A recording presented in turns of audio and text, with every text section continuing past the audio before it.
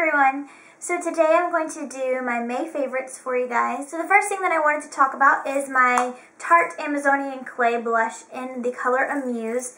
And this is just a really pretty bright pink color. And I don't think that I wear this shade very often in the fall and the winter just because it's so bright, especially when my skin is a little bit more fair and I'm not using my self-tanners and stuff that I've been using recently. But it's just such a pretty bright pink color, and it's kind of got a little bit of a warm pink tone to it. It's not very light pastel pink. An example of a more light pastel pink is a blush that was my favorite, I think a couple of months ago, and it's the Maybelline Bouncy Blush in Fresh Pink. That's a really pretty pink, but it's more of a pastel light pink. But this is just a more of a deeper dark pink that I think is gorgeous for summer, especially summer for me, for my skin tone when I'm just a little bit darker.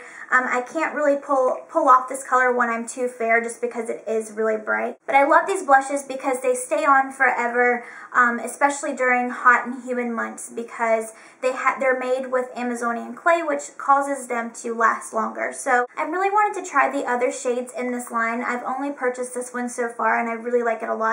If you've tried any of the other shades, then let me know in the comments because I really want to try other ones. I'm just not sure. There's so many of them now, I'm not sure which colors are the best. So if you've tried these and you really like them, then let me know in the comments what's your favorite. So the next thing that I want to talk about is something that I've had for a while, and sometimes I put it to the side and forget about it and forget that I have it, and it's the Body Shop's Almond Body Butter, and I'm not even really sure if they still make this. I know that they carry their products now at Sephora and Ulta, and I think last time I was there I couldn't find the almond fragrance, but I love this body butter. It's a really thick cream, and it just feels really nice. It feels amazing to use after you shave on your legs. It just keeps them really smooth and hydrated, and I love the smell of it. It smells just like almonds. If you don't really like almonds, then you definitely wouldn't like this, which I don't know why you would purchase it anyways, but it's made with almond oil, and it says that it's for normal to dry skin, but I just think that it's really softening. It's great to use like on when you get drier patches on your elbows or your knees or anything like that.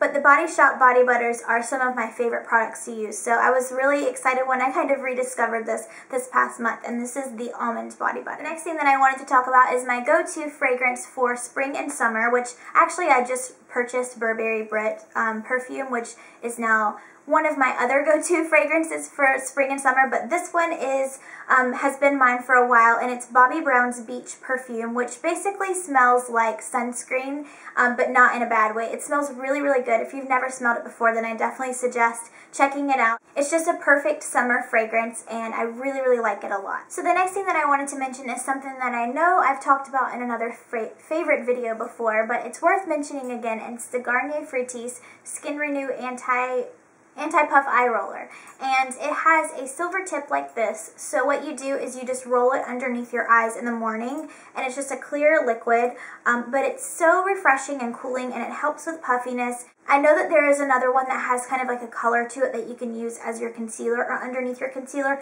but I just really like this one because it's really light and refreshing, and it's something that I've been using for a long time, and I always use it in the morning, and I just am really happy with it. So that's the Garnier Fructis Anti-Puff Eye Roller. So my next favorite for this month is the Garnier Fructis UV Color Shield Anti-Humidity Hairspray.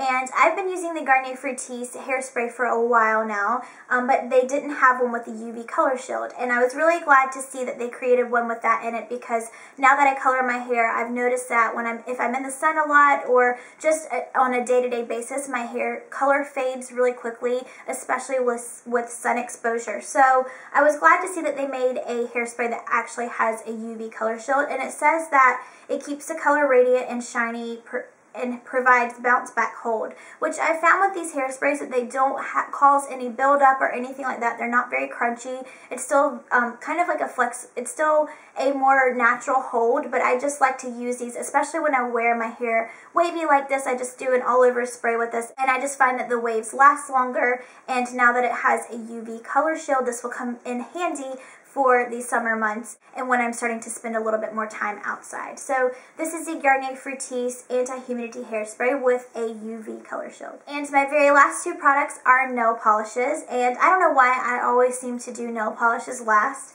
but the two colors are, I've been kind of into pastel colors recently. I feel like I have been wearing a lot of brights, and now I've been wearing a lot of pastels, and I kind of go through phases like that. I don't really know why. But the first one is the Sally Hansen Hard as Nails Extreme Wear in Mint Sorbet.